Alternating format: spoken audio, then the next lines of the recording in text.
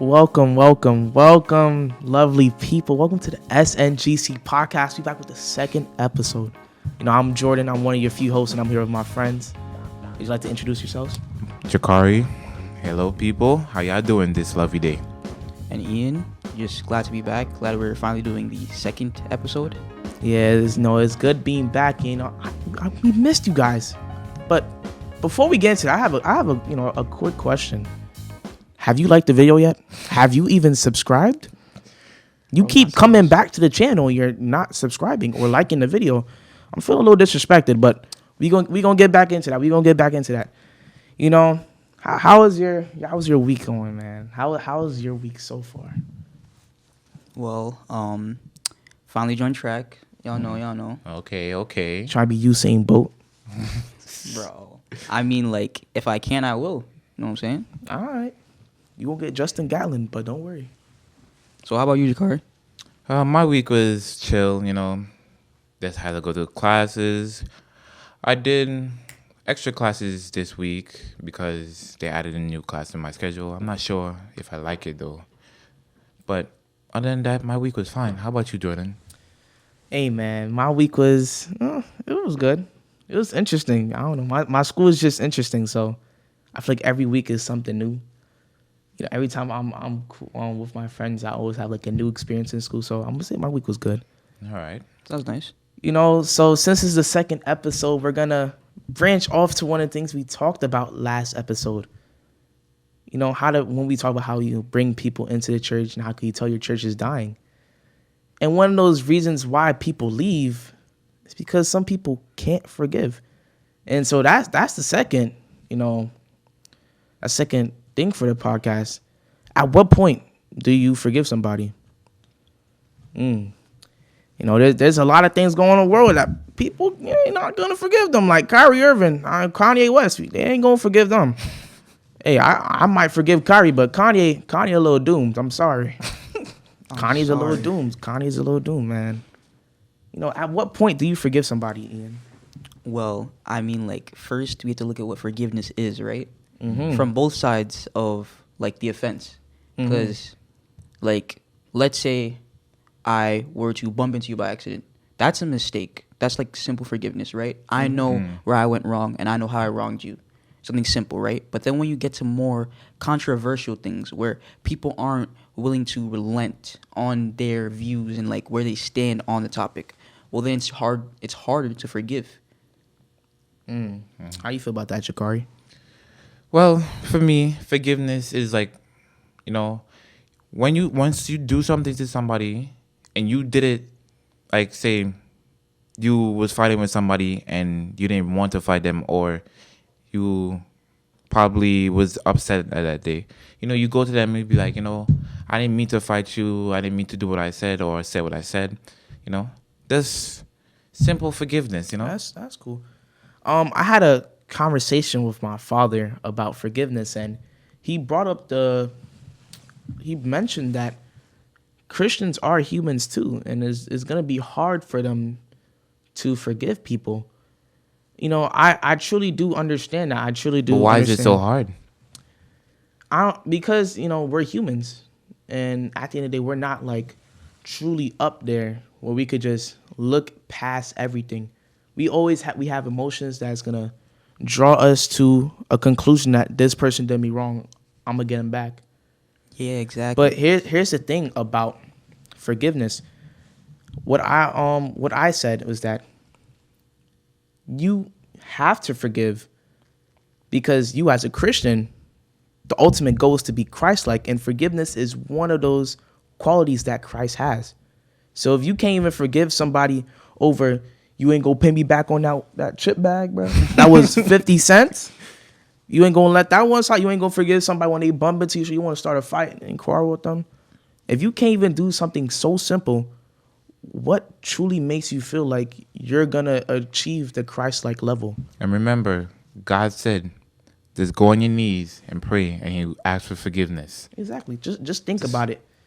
If God can forgive you, why can you not forgive one of your fellow mates? Exactly. People did Jesus so wrong, yet He forgave them. So I understand we have emotions and it's gonna be hard to forgive somebody over these things. But you're gonna have to forgive them. But when I talk about forgive, I'm talking about forgive and forget, not forgive and never let go. Because that's when hard. when some type of people forgive, they still never let that hatred go. They still hold on to it. And anytime you come around them, they still show you hatred. And You know, I have that experience. I tell you an experience what I have in school. So, just regular sitting down in school, chilling. Mm-hmm. Lunchtime comes around. I wasn't downstairs. Somebody said something about me. I didn't bother about that. Came upstairs. He still said something about me. So, I told him, just leave me alone. I don't want no problem with you. I turned around. He came back. He said something. I said, what you said? He came and fought me for no reason. Literally, just for no reason. But at the end of the day, I still forgave him. He still hold on. He was still holding on to that. Up to this day, he hasn't said nothing to me. He hasn't said hi, nothing. We just say, there's a little and in the hallway and let's go. I know he's still holding on. So, I understand some not, especially when it comes to fights, some people have a certain type of hatred. That means like their hatred is beyond like, I'm gonna let this one slide. This is like, nah, I'm gonna get you back for this one. I'm not leaving here until I get my get back. So, but you're the one in the wrong though. I know some people could be in the wrong, but yet they still don't believe they're truly in the wrong. So, I'm not sure if y'all see what's going on Twitter, man. My boy Elon. Shout out to Elon, but I'm not shouting you out to the Donald Trump thing. What's going on, man? Okay, all right. Like you letting something slide. I'm not gonna lie. You let a lot of people go from Twitter, but I don't know about this Trump thing, man. How do you feel about it? What jurisdiction do I have to speak on this? You're not gonna talk about it. We're gonna let this one go. Yeah, we're gonna let this one go. Not yet. This is so interesting to hear about, man. What you have to say on it? Like What you got to say on it? Hey, man. People may not like what I'm about to say, but I'm gonna say it no matter what. I want Trump back on Twitter. I want to see. I want to see what he has to say. I feel like we let celebrities speak, but we always put backlash. People keep forgetting this is a country for freedom. But speech. But mind you, certain things you say could lead you into something else. I understand, but that's the point of free speech. They look. Whatever you say, nobody could say anything about you. They can't do anything to you because that's your freedom of speech. Bro, right? Freedom of speech. Like, I'm going to give, like, a situation, right? Freedom of speech, but freedom of consequence. Let's say I see a group of people, right? I say something that I understand will, like, agitate them, right? Mm-hmm. That's freedom of speech and freedom of consequence. If they feel like beating me up, if they feel like yelling back, if they feel like doing anything to me for saying that, they are maybe not exactly in the right, but it makes sense. It's kind of like a cause and effect type thing. Mm-hmm. So to say stuff at his level that puts like maybe not exactly others in danger, but that's like is not correct for him in that position. Like, he's not just like a regular person. This man's the president, was the president, currently saying that stuff while being in office. It's kind of crazy. So it kind of makes sense to kind of like take that off. People knew he was like that even before he ran for president. Trump was like this since the 90s, since the Fresh Prince of Bel-Air. That one episode, he's been like this. So you have to understand, what he might say that's going to get the U.S. in trouble. So why vote for him? People still vote. People support what he's doing. So I understand, there's freedom of speech, but there's also freedom of consequence. But, I feel like we're in the U.S. No matter what happens, you could say whatever you want. And I feel like, and that's why I feel like correct. I feel like people should allow Trump to go back on Twitter. But look at this. I remember when it was about 2 weeks ago, I was watching the news. I remember who it was, but she posted a picture of her and her daughter, and they had a problem with it just because it was a too inappropriate picture. She had so much backlash just because of a picture. Yeah, but you can't stop people from hating on you. Hate is gonna come no matter who you are, or what you've done. Even Michael Jackson has hate. Even Jesus had hate. You think people love Jesus? Exactly. Jesus was on this earth and people still didn't even like him. That's true. That's He true. he showed them examples of what he could do and who he truly is, but people still hating on him. So hate is gonna come no matter who you are. You could be on top of the world. You could have done anything for the poor people. There's still gonna be that one person that's gonna come in your comments and be like, I don't like you for who you are. Get off this. So, I feel like at this point, we just have to accept certain things in reality. And I feel like some people have to meditate on forgiveness because it's not like a simple thing. It might take time, but It's going to take a lot of time. It's going to take a lot of work because I can't just say I'm gonna forgive you. I feel like you have to really think about it and like meditate on forgiveness because I develop patience, man. I develop patience for a lot of things. I tell you, if you don't have patience, well, I could tolerate a lot of things and just walk away. But there's some people, you could just breathe air and they're gonna snap on you. Exactly. So And there's like another thing. There's forgiveness, but there's also understanding. And that comes when forgiveness cannot. So like, for example, like, let's say there are two sides of an argument and nobody's willing to concede. Mm-hmm. That's when you get to that understanding part. I understand where you come from. I've heard your position, and I can't move over to that position. We can't agree, but I can at the very least like understand and say, okay, well, I respect that. Yeah, exactly. That was a good conversation on forgiveness, but I also have another question. Do you feel like there's like some type of hold on certain positions in the church? Like some people won't let this certain thing go and let other people go in charge. You feel like there's like certain holds on positions, like the deacon. I'm gonna be head deacon until I die. Some people come out. Some people come out the womb head deacon. Exactly. And they not letting it go. Collect the family names, bro. Yeah, because my great grandfather was a head deacon, so I gotta be a head deacon too. I feel like you can't bound one person to just a title. I feel like you have to let that title go and give it to someone else. Let somebody else shine. To let someone else shine, because you never know. They could make probably a bigger change than you did.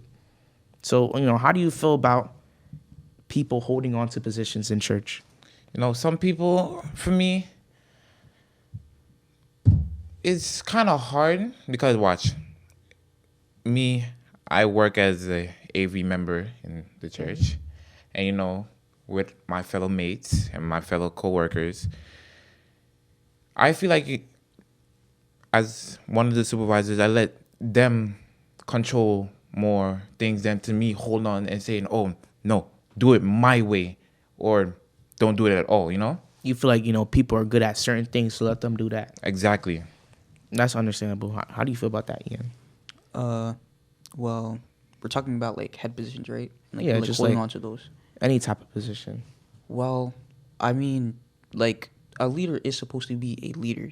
They are supposed to, the importance there is going to be like a little higher than just like regular workers. It's like if you're appointed like a head or something like that, it's like you're going to have like a little bit more responsibility, a little bit more weight added to what you say, to how you direct others. But like it is also a position that's supposed to be like passed around, or not passed around, but like given to someone else who is also eligible. So like someone isn't supposed to exactly hold on to that. They give their information maybe for like however many years, like maybe like a generation, for example, like in church, go by, then like give it to someone else who has been there, who has enough training, who you think can also do it well. Because that's where you get those like generational bonuses. Because for example, if you hand it off to someone who you have trained, well now all of a sudden they may do it better than you, and they may add in something new. So that's where you get like a really good progression. I was talking to my mother about this topic, and she said that some people just don't want to take positions. What happens if you offer the position to somebody new, but they say no because some people are just not comfortable of taking up new things, and they just say no? How would you expect that person to probably one day step and be like, I'll take that position? How would you get them to do that?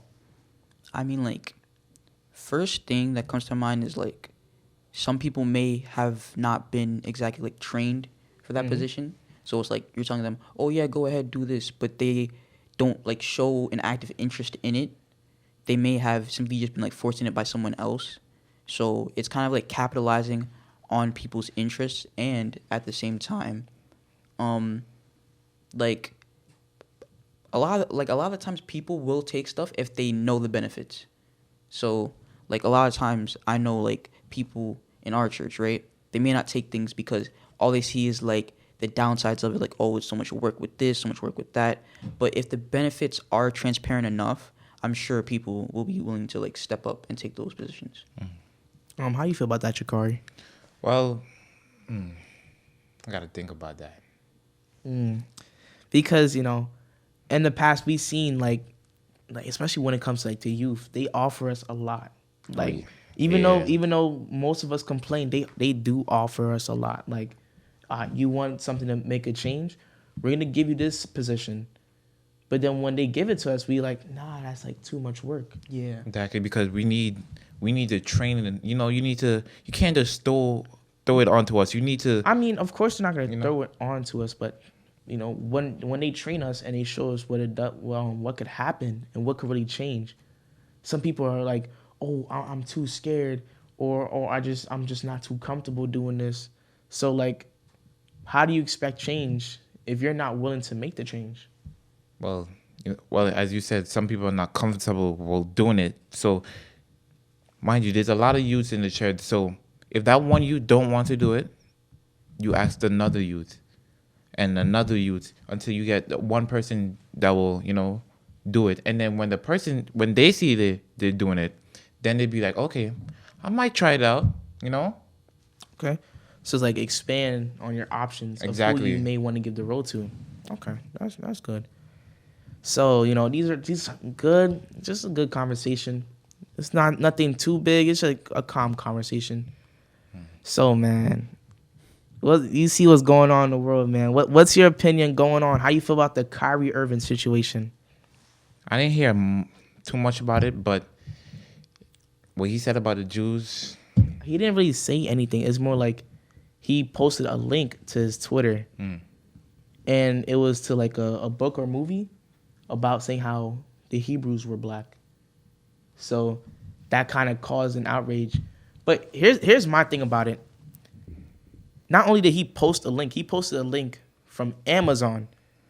So I don't understand why we're putting the hate on Kyrie when the person who made Amazon has it still up there. So shouldn't we not be making an outrage to the person who posted it on Amazon?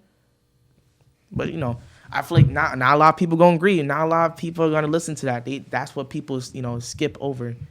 They always put the blame to the celebrity that supported it right there, but they're not looking behind what's going on. Because we know how Kyrie is. Kyrie believes the earth is flat. He believes he believes he's a wizard and he could just spawn in whatever. So people understand his personality and know that this is not something new from Kyrie. He's been doing this the whole time. Even with the Ramadan thing, man. Ramadan Kyrie was different, man. Nets was winning games. Can't lie. The Nets were winning games. He put up 60. LeBron ain't putting up 60. Sorry, Pastor Lee, but your Lakers suck. It's that simple. It's that simple. Your Lakers gonna have to get better because LeBron, he ain't playing up to par. Old LeBron, man. Different breed. How do you feel about the Kyrie situation? I mean, like, based on like what I've heard about it, like the link that he had posted to his Twitter, right? Mm-hmm. What was it? It was like a book or like a movie? It was. I don't really know, but I remember it was either a book or a movie explaining how the Hebrews were black. Oh, okay. But like, I remember hearing something, and like, I don't want to claim that it's true, but if it is, it brings a different light on the situation. It was that book or movie had said that like the Hebrews, some anti-Semitic things. Yeah, like it said that they were black, but at the same time, what's the word? I can't find the word right now, but it basically stated that the Holocaust did not happen, or like it was false, or something like that. So like that's obviously like a crazy That's a a change. crazy statement to make, Yeah. a crazy thing to support, and then like just like see like the action, like the lack of forgiveness, then him needing to go through like all these different things. It's like, would that type of backlash be put on someone of another race who were to do that? You know, race comes into a lot of situations. So bring up the question, if what Kanye was doing right now was said by a white man, would it be taken a lot more serious? You know, it's a good question, but you know, I can't really tell the answer, because you know, some people may just look at Kanye crazy already of what they're, you know, being a narrative. But I did see a message on Kanye's Twitter explaining how, if you know, what his trainer said to him. He said, Kanye, we can have a nice conversation about this, but you can't bring up any of the tweets or what your friends say. We either do that or we send you back to Zombieland. Now, I don't know what Zombieland may be, but it doesn't sound like Kanye want to go back to Zombieland.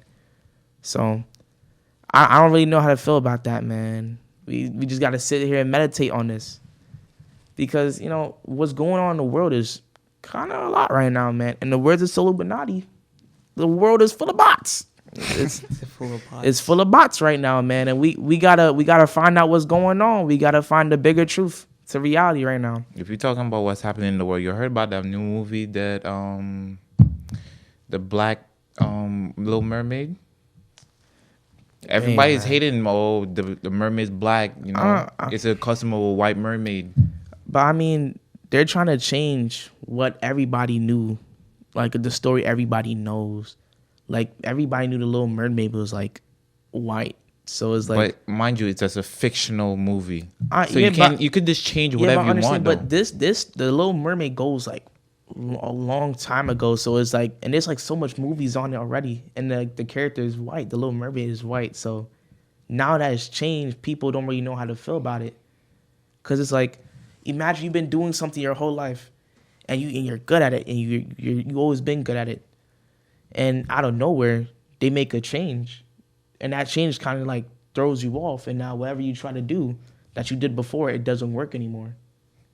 That's how I kind of feel about it. It's like, what's the point of changing the Little Mermaid? Everybody knows the Little Mermaid. It's like, I watched the Little Mermaid when I was a little kid. I'm not gonna lie. I think everybody watched Little Mermaid. I don't even watch it. As a man, I did watch The Little Mermaid. It is what it is, man. Man said, as a man, bro. All of like, bro. Most like, of all the the princess movies went hard, bro. I don't even care. All of them went hard. Look at me however you want to, bro. All of them went hard, bro. I don't know how to feel about that one. You kind of lost me there. You lost me there. But you know, I feel like this was a good discussion. So, you know, is there any like closing remarks that you guys would like to say? Well, I would like to say that, like, we were talking about like people in the world like Kyrie, Kanye, and Trump, talking about stuff like that. I had to bring up Trump, man. Yeah, like, you don't have to forgive them, but an understanding will like lead to like things like this not getting worse, like people not coming out of the blue and saying even worse things, and it not being like not shut down, but it not being covered immediately or anything like that. Mm-hmm. And next time, like, forgiveness is good, but we never mentioned over forgiveness and how that can also affect your life. You know, do you have anything to say, Jakari? All I have to say is forgiveness takes time. You can't just expect somebody to be like, okay, I forgive you. You know, it takes time for them to heal, then to forgive you. You know what I'm saying? Mm-hmm. That's all I have to say. You know, I feel like their closing remarks were a little serious, but, you know, my closing remark is free Kyrie, man. Nets is losing crazy. KD can't do it by himself, man. I cannot forgive you for that. Ben Simmons but can't shoot. I'm sorry. Ben Simmons can't shoot, and we need Kyrie back. Whatever you say. Yo, Biden, free Kyrie. You know, thank you for, you know, watching the SNGC podcast. I hope you guys enjoyed. And remember to please like and subscribe. I'm not playing about the like and subscribe thing. Like, you gotta take me seriously, man. I'm not playing with you. He is. All right, see you guys later, man. All right.